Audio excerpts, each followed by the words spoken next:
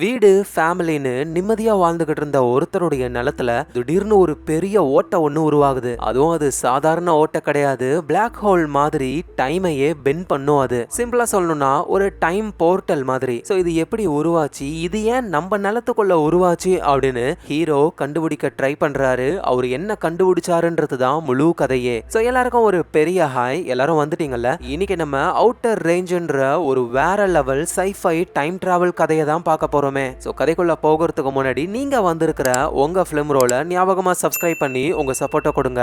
கதையோட ஆரம்பத்திலேயே ஒருத்தர் ஒரு டெட் பாடியை கொண்டு வராரு. அத அவருடைய நிலத்துல இருக்கிற ஏதோ ஒரு ஓட்டைக்குள்ள தூக்கி போடுறாரு. ஆனா அப்ப திடீர்னு அங்க யாரோ வந்த மாதிரி லைட் அடிக்கிறாங்க. இவரோட கண்ணுலாம் கூசுது. கதை அப்படியே 3 நாட்கள் பாஸ்டுக்கு போகுது. தூக்கத்துல இருந்து ஒருத்தர் கண்ணை முழிச்சு எழுந்துக்கிறாரு. இவரோட பேரு ராயல். இவருக்கு ஒரு ஒய்ஃபும் 2 பசங்களும் இருக்காங்க, பெரிய பையன் சின்ன பையன். ராயலோட ஒய்ஃப் சொல்றாங்க, நம்ம பெரிய பையனுடைய ஒய்ஃப் நம்ம மருமக திரும்ப வீட்டுக்கே வந்துட்டா, எல்லாரும் ரொம்ப சந்தோஷமா இருந்தோம் இப்படின்ற மாதிரி ஒரு கனவு கண்டேன் நானு. சோ என்னன்னா, நம்ம ராயலுடைய பெரிய பையனோட ஒய்ஃப் இருக்காங்கல்ல, அவங்க திடீர்னு காணாம போயிட்டாங்களாம். என்ன ஆச்சுன்னு ஒன்னும் யாருக்கும் தெரியல. அதனாலேயே இப்ப நம்ம ராயலுடைய ஃபேமிலியே ரொம்ப சோகத்துல தான் இருக்காங்க. சோ ராயலும் விடியறதுக்கு முன்னாடியே எழுந்து அவரோட குதிரையில அவருக்கு பெரிய நிலம் இருக்கு, அந்த நிலத்தெல்லாம் பாக்குறாரு. நிறைய மாடுகள்லாம் வளர்க்கறாரு. தூரத்துல இருந்தே அதை வாட்ச் பண்றாரு. வீட்டுல நம்ம ராயலோட ஒய்ஃப் வந்து சமைச்சிருக்காங்க. ராயலோடைய பெரிய பையன் சின்ன பையன், அதுவும் பெரிய பையனுக்கு ஒரு குழந்தை வேற இருக்காங்க. அவங்க பேரு ஏமி. சோ எல்லாரும் ஜாலியா விளையாடிக்கிட்டே சாப்பிடுறாங்க. பாவம் அந்த பொண்ணும் அம்மா எப்ப வருவாங்கன்னு தான் காத்துக்கிட்டு இருக்காங்க. ஏமியும் அவங்க தாத்தாவான நம்ம ராயல் கிட்ட ஒரு டிராயிங் எல்லாம் வரைஞ்சி காட்டுறாங்க. தாத்தா, இதுதான் நீங்க, பாட்டி, இது சித்தப்பா, இது அப்பா அம்மா, அப்புறம் நானுன்னு சொல்லி மொத்த ஃபேமிலியும் வரைஞ்சி வச்சிருக்க அந்த பொண்ணு. சோ நைட் டைம் ஆகுது. அந்த குட்டி பொண்ணான ஏமி வந்து பெட்ல தூங்குறதுக்கு ரெடியா இருக்காங்க. ஏமியும் பாட்டி கிட்ட, பாட்டி தாத்தா ஏன் ஒரு மாதிரி ரகடாவே இருக்காரு, ஏன்னா தாத்தா வந்து அவரோட சின்ன வயசுல ரொம்பவே கஷ்டப்பட்டிருக்காருமா. இன்னும் சொல்ல போனா தாத்தாவுடைய உண்மையான அப்பா அம்மா யாருன்னு அவருக்கு எந்த ஞாபகமும் இல்ல. அந்த அளவுக்கு ஒரு டிராமானால பாதிக்கப்பட்டு இருக்காரு. அதான் மூஞ்ச உருன்னே வச்சிருக்காரு. ஆனா நீ அப்படி இல்ல, நீ ரொம்ப அழகான பொண்ணு, நீ நல்லா தூங்கு அப்படின்னு சொல்றாங்க. அடுத்த நாள் ஆகுது. நம்ம ராயலும் அவருடைய பசங்களும் அவங்களுடைய நிலத்துல வளர்க்குற அந்த மாடுகள் எல்லாம் எண்ணும் பொழுது சில மாடுகள் குறைஞ்சிருக்கிறத புரிஞ்சுக்கிறாங்க. அதுங்க எங்க போச்சு என்ன ஏதுன்னு ஒன்னும் புரியல இவங்களுக்கு. சரி, காணாம போன மாடுகளை தேடலாம் அப்படின்னு யோசிக்கும் பொழுதே இவங்க லேண்டுக்குள்ள ஒரு லேடி ஒருத்தங்க வராங்க. அவங்களோட பேரு வந்து ஆட்டம். நம்ம ராயலும் பார்த்து, யாருமா நீ, உனக்கு என்ன வேணும்? நான் வந்து கவிதைலாம் எழுதுவேன், ஒரு நல்ல இடத்துல உட்காந்து எழுதுனாதான் கவிதை சும்மா செமையா வரும். உங்ககிட்ட இவ்வளவு பெரிய லேண்ட் இருக்குன்னு கேள்விப்பட்டேன், நான் கொஞ்சம் ஓரமா டென்ட் போட்டுக்கிட்டு நான் என் கவிதையை எழுதட்டுமா அப்படின்னு சொல்லி கேட்க, நம்ம ராயலுக்கு என்ன சொல்றதுன்னு தெரியல. சும்மாலாம் வேணாங்க, நான் காசு கூட தரேன் அப்படின்னு ஆட்டம் சொல்றாங்களா. சரி ஓகே தங்கிக்கோங்க அப்படின்னு சொல்லி நம்ம ராயலும் பெர்மிஷனை கொடுக்குறாரு. சோ அதுக்கப்புறமா நம்ம ராயலும் அவருடைய பசங்களான அந்த பெரிய பையன் சின்ன பையனை கூட்டிட்டு அந்த மாடுகளை தேடி போகும்பொழுதுதான் ஒரு வேலி இருக்கிறத பாக்குறாங்க. சோ இந்த வேலி தான் இவங்க நிலத்தையும் பக்கத்துல இருக்கிற ஒரு பணக்கார குடும்பத்துடைய நிலத்தையும் பிரிக்குது. அந்த பணக்காரருடைய நிலத்துல இருந்து 2 பேர் வராங்க. இவங்க தான் அந்த பணக்காரருடைய பசங்க. அந்த பணக்காரருக்கு உடம்பு முடியாததுனால அவர் வீட்டுல தான் இருக்காரு. அந்த பசங்க மட்டும் இங்க வந்து ராயல் கிட்ட கோர்ட் ஆர்டரை காட்டுறாங்க. எங்க நிலத்தை பாதி நீங்க ஆட்டைய போட்டீங்க, ஒழுங்கா வேலியை தள்ளி போடுங்க, 30 நாள்ல இதை பண்ணலனா ஃபைன் கட்ட வேண்டியது வரும்னு சொல்றாங்க. ஆனா உண்மை என்னன்னா, நம்ம ராயல் கரெக்டா தான் வேலியை போட்டிருக்காரு. இந்த பணக்காரர் தான் இன்னும் நிலம் வேணும் அப்படின்ட்டு பழைய மேப்பை வச்சு ஃபோர்ஜரி எல்லாம் பண்ணி நம்ம ராயலுடைய நிலத்தை ஆட்டைய போட்டு கோர்ட்ல ஆர்டரே வாங்கிட்டாரு. இந்த விஷயம் நம்ம ராயலுக்கும் தெரியும். இன்னும் 30 நாள் இருக்குல்ல, இதை எப்படி தடுக்கணும்னு எங்களுக்கு தெரியும் அப்படின்னு சொல்லிட்டு போறாங்க. அப்புறம் ராயல் வந்து அவருடைய பசங்களை வீட்டுக்கு அனுப்பிட்டு இவர் மட்டும் தனியா காணாம போன அந்த மாடுகளை தேடிக்கிட்டு இருக்கும்போதுதான் அவருடைய ஒரு நிலத்துல ஏதோ பள்ளம் மாதிரி இருக்கு. என்னடான்னு போய் பக்கத்துல பாக்குறாரு. உண்மையிலேயே பெரிய பள்ளம் ஒண்ணு உருவாகி இருக்கு. அதுவும் அந்த பள்ளத்துக்குள்ள ஒரே புகையா இருக்கு. இவர் கல்ல தூக்கி போட்டாலும் கீழே விழுற சவுண்ட் கேட்கல. அப்படின்னா அந்த பள்ளம் கண்டிப்பா ரொம்ப ஆழமா இருக்கணும்னு புரிஞ்சுக்கிறாரு. சோ ராயல் மெதுவா அவரோட கைய அந்த பள்ளத்துக்குள்ள விடும் பொழுது டக்குன்னு அவருக்கு சில விஷுவல் தெரியுது. ராயல் வீட்டுக்கு போறாரு. வீட்டுக்குள்ள யாரோ வந்திருக்காங்க போல. ராயலோட ஒய்ஃபும் அவரை பார்த்து, வீட்டுக்கு வந்திருக்காங்கல்ல, ஹலோ சொல்லுங்க அப்படின்னு சொல்றாங்க. டக்குன்னு ராயல் கையை எடுத்துடுறாரு. என்னடா கைய உள்ள விட்ட உடனே என்னமோ விஷுவல்லாம் தெரியுதுன்னு ஒன்னும் புரியல இவருக்கு. சரின்னு நேரா வீட்டுக்கு வராரு. பார்த்தா வீட்டு வாசல்ல போலீஸ் கார் நிக்குது. உள்ள போய் பார்க்கும் பொழுது உள்ள போலீஸ்காரங்க வந்திருக்காங்க. ராயலும் அவரோட ஒய்ஃப் கிட்ட போகும்பொழுது ஒய்ஃபும் வந்திருக்காங்கல்ல, ஹலோ சொல்லுங்க அப்படின்னு சொல்றாங்க. ராயலுக்கு தூக்கி வாரி போடுது. ஏன்னா இதே விஷுவல தான் கொஞ்ச நேரத்துக்கு முன்னாடி அந்த பள்ளத்துக்குள்ள கையை விடும் பொழுது பார்த்திருப்பாரு. அது என்ன அப்படியே நடக்குதுன்னு புரியல. அதோட வீட்டுக்குள்ள அந்த போலீஸ்கார லேடியும் இருக்காங்க. சோ அவங்க என்ன சொல்றாங்கன்னா, இந்த மாதிரி ராயலுடைய மருமக காணாம போயிட்டாங்கல்ல, போலீஸும் முடிஞ்ச வரைக்கும் தேடினாங்களாம், எந்த ஒரு க்ளூவும் கிடைக்கலையா. சோ அதனால இந்த கேஸை க்ளோஸ் பண்ண போறாங்களாம். அதுக்கு அர்த்தம் என்னன்னா இதுக்கப்புறம் போலீஸ்லாம் தேட மாட்டாங்க, அவங்களா திரும்பி வந்தா மட்டும்தான் உண்டு. அதனால வீடே ரொம்ப சோகமாகுது. அடுத்த நாளே நம்ம ராயல் திரும்பவும் அந்த பள்ளத்துக்கு போய் மண்ணை அள்ளி அதை மூட முடியுமான்னு ட்ரை பண்றாரு. இவரு கொட்ட கொட்ட உள்ள போய்கிட்டே இருக்கு. அப்புறம் ஒரு பெரிய தார்பாய் மூலியமா அதை க்ளோஸ் பண்ண ட்ரை பண்றாரு. ஆனா அந்த பள்ளம் அந்த தார்பாயை அப்படியே உள்ள இழுத்துக்குது. அவர் அந்த பணக்கார ஃபேமிலி கொடுத்திருப்பாங்கல்ல கோர்ட் ஆர்டர், அதை கசக்கி உள்ள தூக்கி போடுறாரு. அதுவும் மறைஞ்சு போகுது. இது என்ன கருமோன்னு தெரியலையேன்னு கடுப்புல கத்தும் பொழுது டக்குன்னு பார்த்தா காணாம போன அந்த மாடுகள்ல ஒண்ணு இருக்கு. அது எப்படா திடீர்னு இங்க வந்ததுன்னு ராயலுக்கு புரியல. அதோட அது உடம்புல பழங்கால மக்கள் யூஸ் பண்ற அம்புலாம் சொருகி இருக்கு. ராயலுக்கு ஒன்னும் புரியல. இந்த நேரத்துல ராயலுடைய பசங்க 2 பேரும் ஒரு பார்ல குடிச்சுக்கிட்டு இருக்காங்க. அதுவும் பெரிய பையன் ரொம்ப சோகமா இருக்காரு. ஏன்னா அவரோட ஒய்ஃப் தானே காணாம போயிட்டாங்க, போலீஸும் இப்ப கேஸ க்ளோஸ் பண்ணிட்டாங்கல்ல. அந்த சோகத்துல அவர் இருக்கும் பொழுது அந்த பணக்காரருடைய பையன் ஒருத்தன் வரான். தேவையில்லாம வேணும்னே இந்த பெரிய பையன்கிட்ட வம்பு இழுக்க, அதுவும் காணாம போன ஒய்ஃபை பத்திலாம் தப்பா பேச கடுப்பான நம்ம ராயலோட பெரிய பையன் அந்த பர்சனை அடிச்சே கொல்றாரு. நல்ல வேளையா இந்த விஷயத்த வெளியாளுங்க யாரும் பார்க்கல, வந்த ஆளும் தனியா தான் வந்தாரு. நம்ம ராயலுடைய பசங்க 2 பேரும் இந்த கொலையை மறைக்கணும் அப்படின்ட்டு இறந்து போனவரோட உடம்ப கார்ல போட்டு வீட்டுக்கு கொண்டு வந்துடுறாங்க. நடந்த விஷயத்த நம்ம ராயல் கிட்டயும் சொல்ல அவரு பயங்கரமா கடுப்பாகிறாரு. இந்த விஷயத்த போலீஸ் கிட்ட சொல்லலாம்னு நினைக்கிறாரு. ஆனா அப்படி சொல்லிட்டாருன்னா கொலை பண்ண அந்த பெரிய பையன் ஜெயிலுக்கு போயிடுவான். அப்பா இல்லாம அந்த குட்டி பொண்ணு ஏமி வளருவா. நம்ம குடும்பமே ரொம்ப மோசமான நிலைமைக்கு போயிடும். இது நடக்க கூடாது அப்படின்னு சொல்லி அவரோட பசங்க கிட்ட இதை நான் பாத்துக்கிறேன், நீங்க வீட்டுக்குள்ள இருங்க, நடந்த விஷயத்த மறந்துருங்கன்னு சொல்லி அந்த உடம்பை எடுத்துக்கிட்டு இவருக்கு தான் தெரியும்ல அந்த ஓட்டை அங்க கொண்டு வந்து அதுக்குள்ள போட்டுறாரு அந்த பர்சனுடைய உடம்ப. இதுதான் நம்ம ஸ்டார்டிங்ல பாத்திருப்போம். ஆனா திடீர்னு லைட் அடிக்கிறாங்க யாரோ.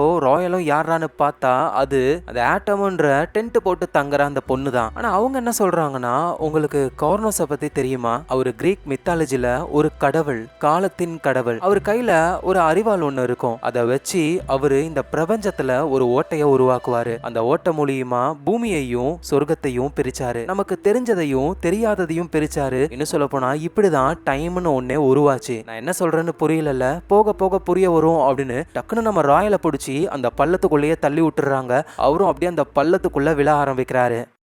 இந்த நேரத்தில் வீட்டில் நம்ம ராயலுடைய பசங்க வந்து அப்பா அந்த டெட் பாடியை எடுத்துட்டு போனாரு, என்ன ஆச்சு அப்படின்னு சொல்லி வெயிட் பண்ணிக்கிட்டு இருக்காங்க.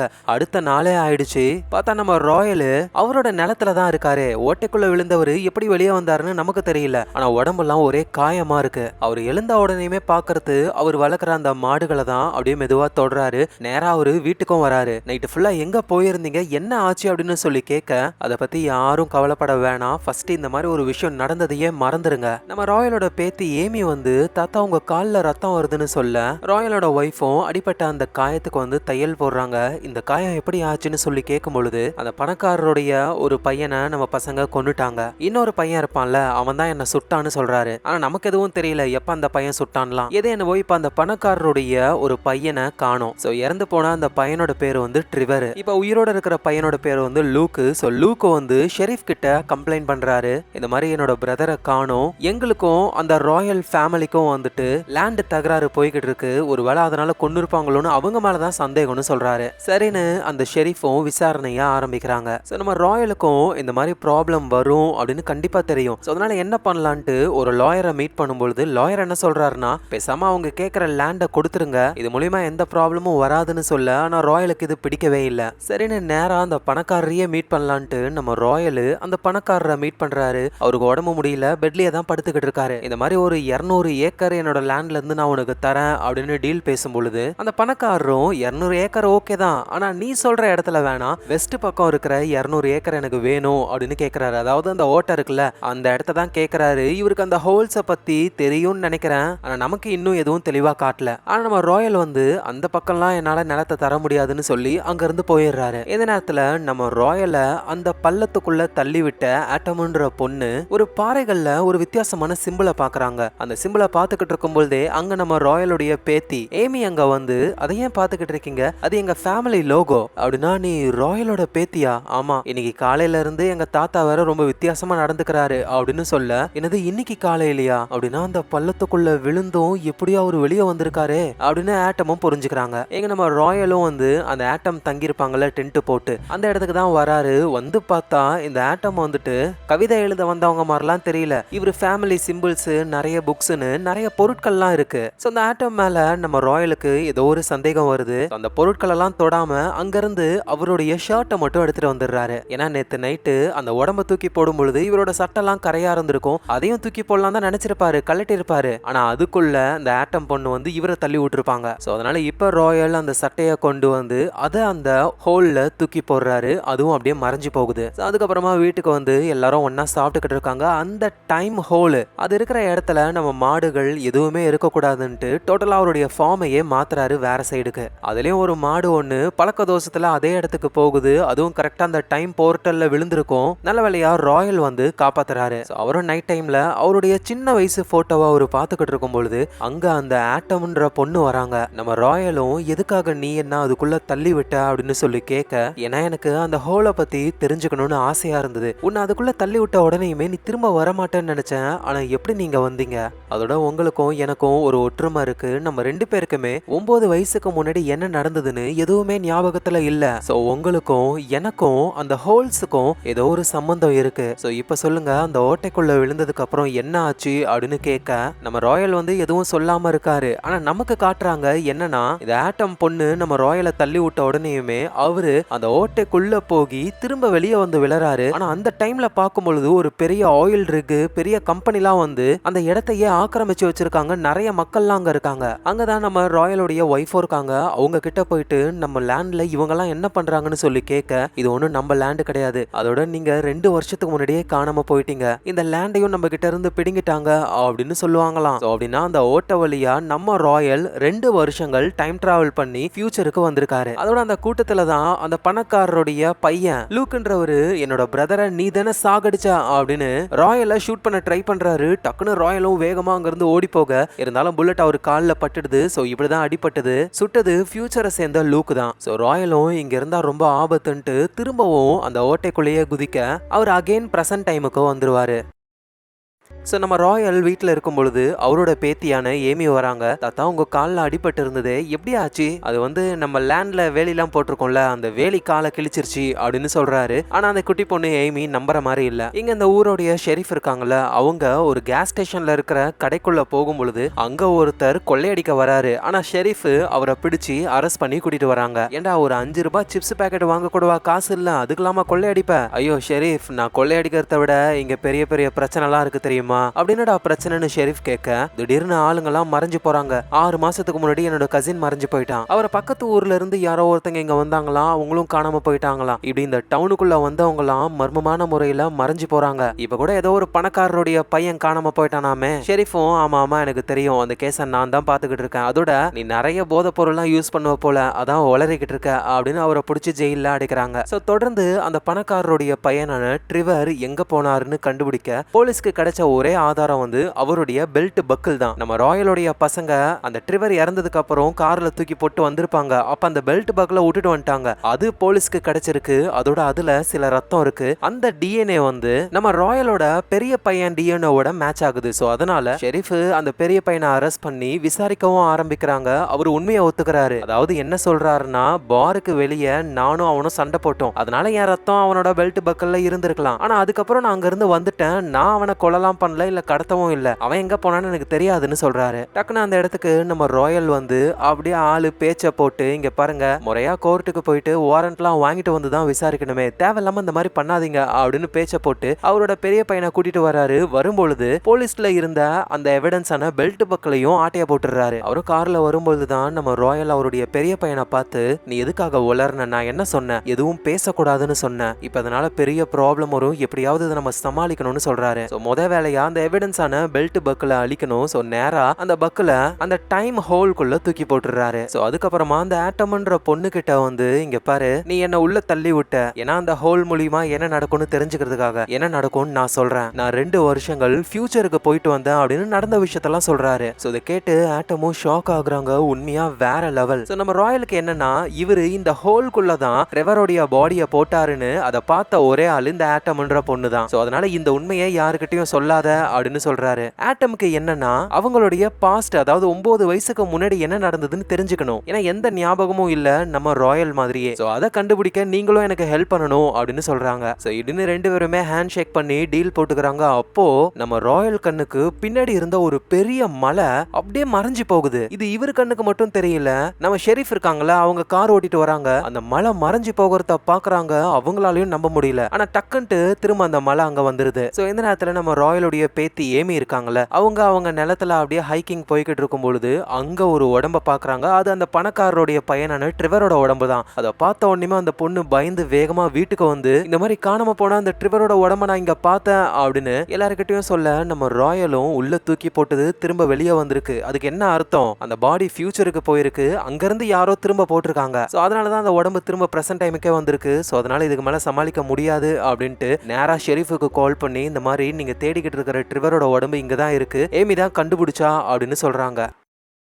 இப்ப கதை அப்படியே ஒரு 9 மாசங்கள் பாஸ்டுக்கு போகுது. அந்த பணக்காரர் இருக்கார்ல, அவர்கிட்ட வேலை செய்யற ஒருத்தர் ஒரு வித்தியாசமான கருப்பு கலர் பாறைய கொண்டு வந்து காட்டுறாரு. இது நம்ம ராயலுக்கு சொந்தமான வெஸ்ட் சைடு இருக்கிற நிலத்துக்கிட்ட இருந்துதான். சோ அந்த பாறைய அந்த பணக்காரர் பார்த்த உடனேயுமே அவ்வளவு சந்தோஷப்படுறாரு. சின்ன வயசுல இதை பார்த்திருக்கேன் அப்படின்னு அவ்வளவு ஹாப்பி. சோ அகைன் கதை பிரசன்ட் டைமுக்கு வருது. நம்ம ராயல் ஷெரீஃபுக்கு இந்த மாதிரி ட்ரெவரோட உடம்பு இங்கதான் இருக்குன்னு சொல்ல வேகமா ஆம்புலன்ஸ் போலீஸ்லாம் அந்த இடத்துக்கு வர ஆரம்பிக்கிறாங்க. சோ ட்ரெவரோட பாடி அங்கதான் இருக்கு. அட்டாப்சி பண்றதுக்காக பாடியை கொண்டு போயிடுறாங்க. அவரும் ஷெரீஃப் நம்ம ஏமிய விசாரிக்க ஆரம்பிக்கிறாங்க. நீ அந்த உடம்பை எப்ப கண்டுபிடிச்ச, அதை கண்டுபிடிக்கும் பொழுது உன் வீட்டுல இருக்கிறவங்க எல்லாம் எங்கெங்க இருந்தாங்கன்னு சொல்லி கேட்க, அந்த ஏமின்ற குட்டி பொண்ணும் எல்லாத்தையும் சரியா சொல்றாங்க. ஏன்னா நம்ம ராயல் அந்த உடம்ப அந்த டைம் போர்ட்டலுக்குள்ள தூக்கி போட்டாரு. அதுல இருந்து திரும்ப இது வந்துருச்சு போல. அது வந்த டைம்ல எல்லாருமே அவங்க வேலையை தான் பாத்துக்கிட்டு இருந்தாங்களே. சோ அதனால இந்த ட்ரிவரை கொன்னது நம்ம ராயலும் அவரோட ஃபேமிலியும் தான் அப்படின்னு கன்ஃபார்மா எதுவும் தெரியல. ஆனா அட்டாப்சி ரிப்போர்ட்ல நம்ம ராயலுடைய பெரிய பையனுக்கும் இந்த ட்ரிவருக்கும் சண்டை வந்ததுல, அந்த நேரத்தோட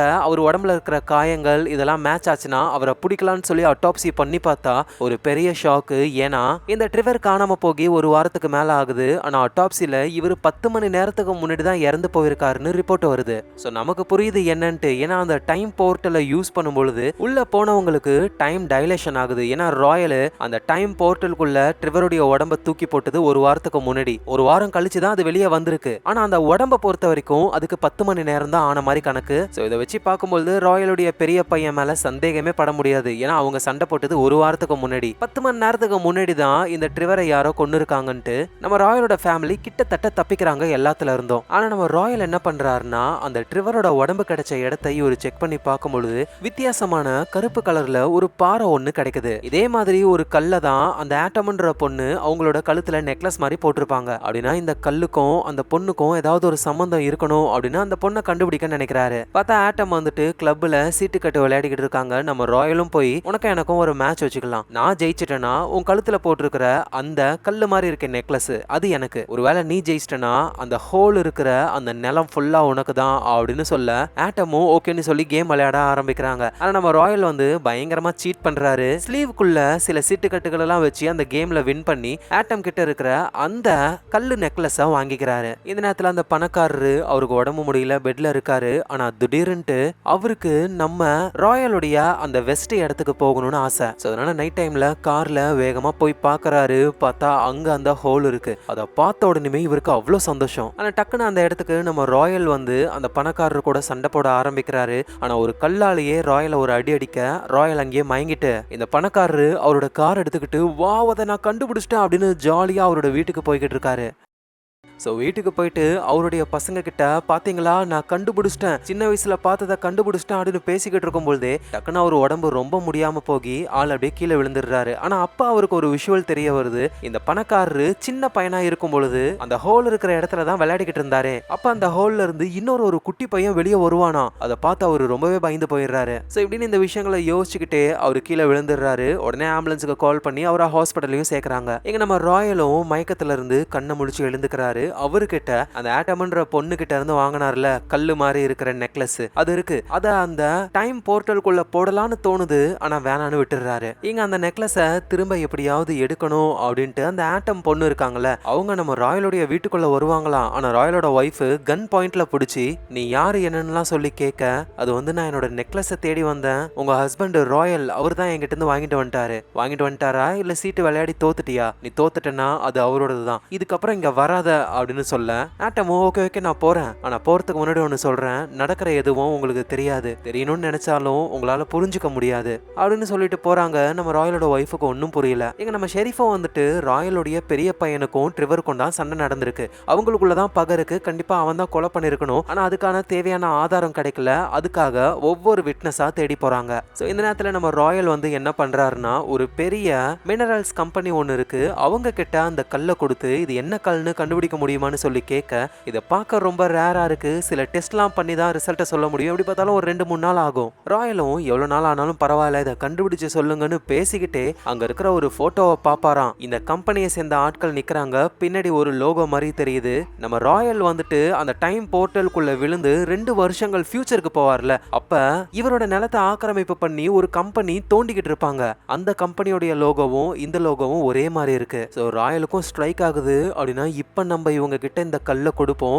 இந்த கல்லை ஆராய்ச்சி பண்ணிட்டு இது ரொம்ப ரேரான கல்லுன்ட்டு இது நம்ம நிலத்துல தான் இருக்குன்ட்டு ஃபியூச்சர்ல இவங்க நம்ம நிலத்தை வந்து தோண்டுவாங்க. சோ நடக்கிற விஷயத்துக்கு நம்மளே காரணம் ஆயிடுவோமோ அப்படின்னு இதை மாத்தணும்ட்டு வேகமா இங்க பாருங்க சும்மா ரோட்ல கடந்த கல்லு தான் என்கிட்ட கொடுத்துருங்க அப்படின்ட்டு அதை வாங்கிட்டு போயிடுறாரு. இவரோட கராஜ்லயே வச்சு அதுல என்ன இருக்கு அப்படின்னு செக் பண்ணலான்ட்டு அதை உடைக்கும் பொழுது கருப்பு கலர்ல ஏதோ ஒரு பவுடர் மாதிரி இருக்கு, அது அவர் கையில பட்ட உடனேயுமே டக்குன்னு ஃபியூச்சர்ல நடக்கிற ஒரு விஷயம் அவர் கண்ணுக்கு முன்னாடி தெரியுது. நம்ம ராயல் அவரோட ஒய்ஃபோட மடியிலேயே இறந்து போயிருக்காரு, அந்த இடத்துல ஆட்டம்ன்ற அந்த பொண்ணும் இருக்கா. இதை பாக்குற நம்ம ராயலும் என்னடா நடக்குது இங்கன்னு புரியவே இல்லை அவருக்கு.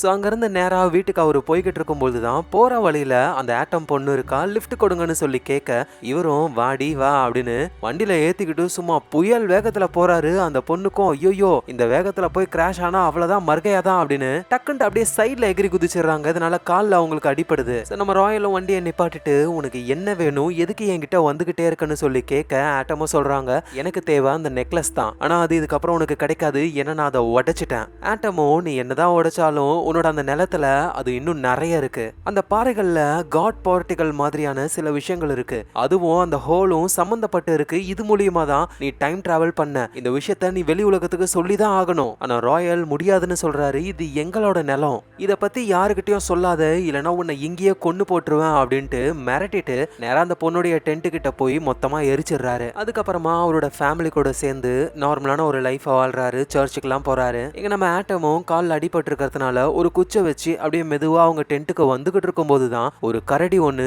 அவங்கள பாக்குது. டக்குன்னு ஆட்டம் படுத்துடுறாங்க, அது பக்கத்துல வருது, அவங்க முகத்துக்கு முன்னாடி வந்து பார்த்துட்டு ஆனா எதுவும் பண்ணாம அந்த கரடி அங்கிருந்து போகுது. ஜஸ்ட் மிஸ்ல இவங்க தப்பிச்சிட்டாங்க. இதுக்கெல்லாம் காரணம் யாரு? அந்த ராயல் தான். ராயலை பழி வாங்கணும், இந்த விஷயத்த நம்ம வெளியே சொல்லணும் அப்படின்றதுக்காக அவங்க அந்த பணக்காரருடைய பையன் ஒருத்தன், அந்த பையனை கூப்பிட்டு நேரா அந்த டைம் போர்ட்டல் இருக்கிற இடத்துக்கே போய் காட்டிடுறாங்க. அந்த பையனும் அதை பார்த்து ஷாக் ஆயிடுறான். ஸோ அதுக்கப்புறமா பெட்ல உடம்புக்கு முடியாம இருக்கிற அவங்க அப்பா கிட்ட வந்து, அப்பா இவ்வளோ நாளா நீங்க அந்த ராயலுடைய வெஸ்ட் நிலத்து மேல அவ்வளோ ஆர்வமா இருந்தீங்க, அதுக்கான காரணம் இப்பதான்ப்பா எனக்கே புரிஞ்சுது, நானும் அதை பார்த்தேன் அப்படின்னு சொல்லிட்டு இதுக்கப்புறம் அந்த நிலம் நமக்கு கிடைக்க நான் எதுவா இருந்தாலும் பண்ணுவோம்ப்பான்னு சொல்றாரு. எங்க ஆட்டம்ன்ற பொண்ணும் அவங்களுடைய டென்ட்டுக்கு வந்து பார்த்தா மொத்தமா எரிஞ்சு போயிருக்கு, ராயல் தான் காரணம். ஸோ அதனால நேரா ராயலுடைய பெரிய பையனை ஒரு ரெஸ்டாரண்ட்டுக்கு வர வச்சு, இங்க பாடுறா நடந்த எல்லாமே எனக்கு தெரியும், உங்க அப்பா அந்த உடம்ப தூக்கி போடும்போதும் நான் அங்கதான் இருந்தேன், எல்லாத்தையும் பார்த்துட்டேன், ஒழுங்கு மரியாதையா நீ உண்மையை ஒத்துக்கிறியா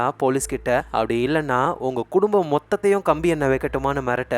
அந்த பெரிய பையனுக்கும் அவரோட ஃபேமிலினா ரொம்ப பிடிக்குமா, நம்ம பண்ண தப்புனால எல்லாருமே தண்டனையை அனுபவிக்க கூடாது அப்படின்றதுக்காக எல்லா தப்பும் பண்ணது நான் தான் அப்படின்னு உண்மையை ஒத்துக்கலாம்னு நினைக்கிறாரு. ஸோ நைட்டு வீட்டுக்கு வராரு. நம்ம ராயல் எல்லாருமே சாப்பிடலான்னு பொழுதுதான் அப்பதான் அந்த பெரிய பையன் ராயல் கிட்ட நான் ஷெரீஃபுக்கு ஒரு லெட்டர் எழுதி வச்சிருக்கேன்ப்பா, எல்லா தப்பும் பண்ணது நான் தான், உண்மையை ஒத்துக்கிட்டேன் அப்படின்னு சொல்ல செம்மையா கடுப்பாகுறாங்க. டேய் உன்னை காப்பாத்தணும் தான்டா இவ்வளவு பண்ணிருக்கோம், ஏன்டா இப்படி பண்ணுன்ட்டு. தம்பிக்காரரும் டேய் நீ உண்மையை ஒத்துக்கிட்டு ஜெயிலுக்கு போயிட்டனா ஏமி என்னடா பண்ணுவா, ஆல்ரெடி அவளுக்கு அம்மா இல்ல அப்பா எல்லாமே வளரணுமா அப்படின்னு பயங்கரமா சண்டை போட்டுக்க அடிச்சுக்கவே ஆரம்பிக்கிறாங்க. இதுல ஏமிக்கு காயமாகி ரத்தமே வந்துருது. சோ அதனால அந்த சண்டையும் நிப்பாட்டிடுறாங்க. ஏமியும் அப்படியே மெதுவா வெளியே போக அப்ப தூரத்துல ஒரு போலீஸ் ஜீப் ஒண்ணு இவங்க வீட்டுக்கு தான் வந்துகிட்டு இருக்கு.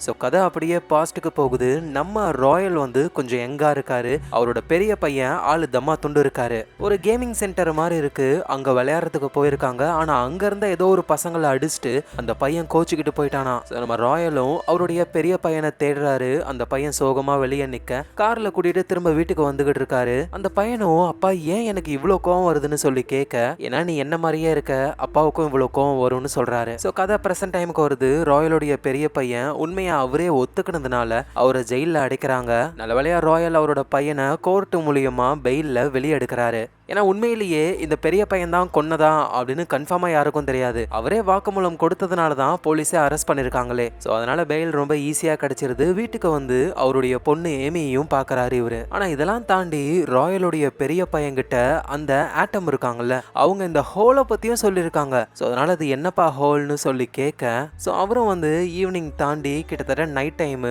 அப்ப அவரோட பெரிய பையனை கூட்டிட்டு அந்த ஹோல் கிட்ட கூட்டிட்டு போறாரு. ஸோ அப்பதான் நம்ம ராயல் ஒரு பெரிய ட்விஸ்டையும் உடைக்கிறாரு.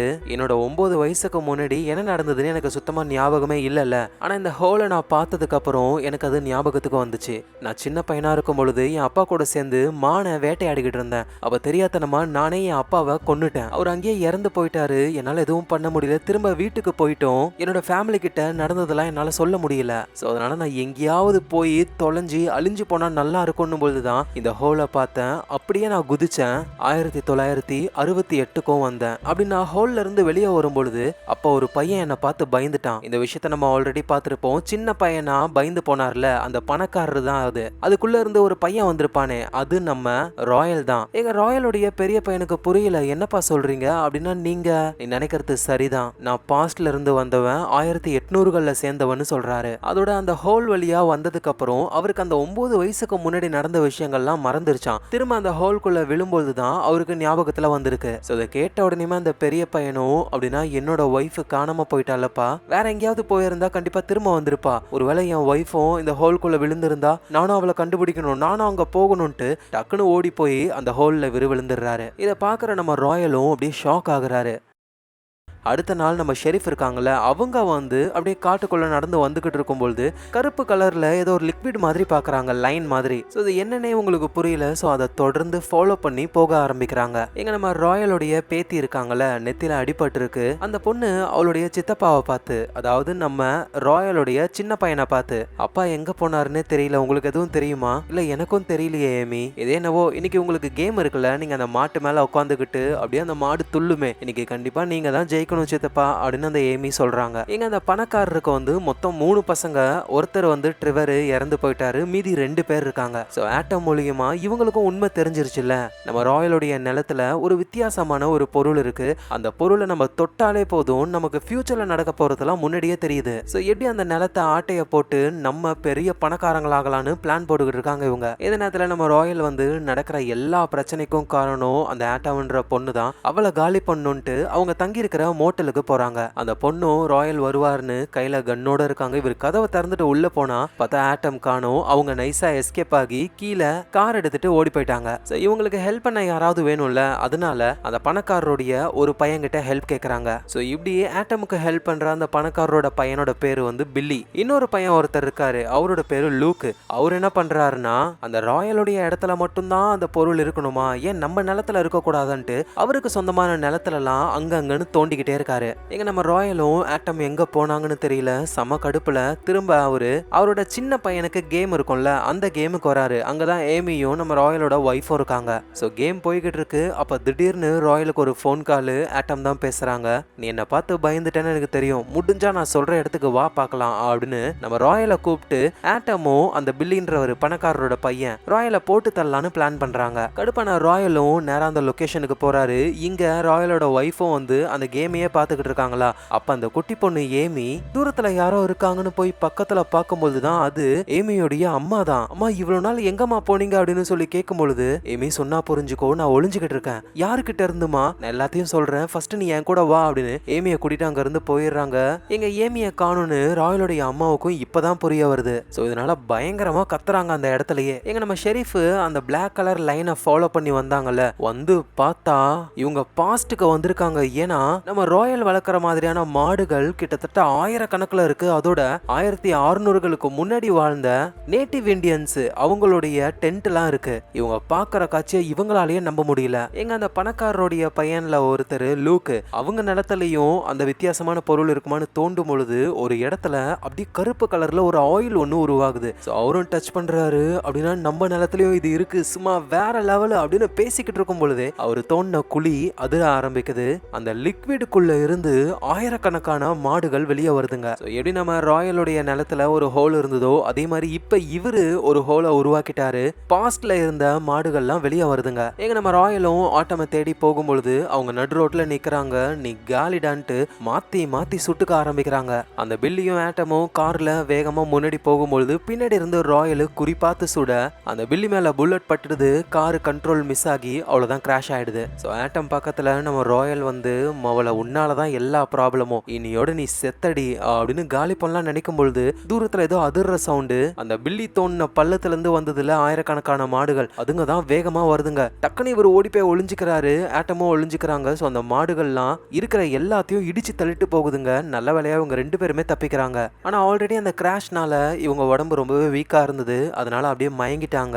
நம்ம ராயலும் அப்படியே போட்டு தள்ளான்னு பக்கத்துல வந்து அந்த ஆட்டமுடைய முகத்தை தெளிவா பார்க்கும்போது தான் ஒரு பெரிய ஷாக் ஆகுறாரு. டக்குன்ட்டு ஆட்டமை தூக்கிக்கிட்டு அவருடைய வீட்டுக்கு வராரு. கொலைலாம் பண்ணல. அங்க வீட்டுல நம்ம ராயலுடைய ஒய்ஃப் செம்ம டென்ஷன்ல இருக்காங்க. ஸோ என்ன ஆச்சுன்னு கேட்கும்போது தான் நம்ம பேத்தி எங்க போனானே தெரியல. நம்ம குடும்பத்துக்கு மட்டும் ஏன் இவ்வளோ பிரச்சனை? ஃபர்ஸ்ட் நம்ம மருமக காணாம போனா, நேத்து நம்ம பையன் காணாம போயிட்டான், இன்னைக்கு நம்ம பேத்தி காணாம போயிட்டா அப்படின்னு ரொம்ப ஃபீல் பண்ணும்பொழுது நம்ம ராயலும் நம்ம பேத்தி காணாமலாம் போல, நம்ம கூட தான் இருக்கா அப்படின்ட்டு ஆட்டமை காட்டுறாரு. இவர் ஆட்டமை கொலை பண்ண வரும்பொழுது ஆட்டமுடைய நெத்திய பாக்குறாரு. ஒரு காயம் இருக்கு. வீட்டுல சண்டை போடும் பொழுது அந்த ஏமி பொண்ணுக்கு காயமாயிருக்கும்ல, அதே அடிதான். ராயலுக்கும் இந்த டைம் டிராவல் பத்திலாம் தெரியும். ஏன்னா அவரே பாஸ்ட்ல இருந்து வந்தவர் தான். அப்படின்னா இப்ப வந்திருக்கிற ஆட்டம்ன்ற பொண்ணு நம்மளோட பேத்தி தான். டைம் டிராவல் பண்ணி இங்க வந்திருக்கா. மேபி அந்த ஹோல் வழியா போயிருக்கணும். அதனாலதான் ஆட்டம்ன்ற பொண்ணுக்கு நம்ம தான் ஏமின்ற ஞாபகமே இல்ல. எப்படி நம்ம ராயலுக்கு ஞாபகம் இல்லாம இருந்ததோ அதே மாதிரி. சோ இப்படின்னு இந்த உண்மையை சொல்லுவாராம். ராயலோட ஒய்ஃப் என்ன பேசுறதுன்னு தெரியாம முழிச்சுக்கிட்டு இருக்காங்க.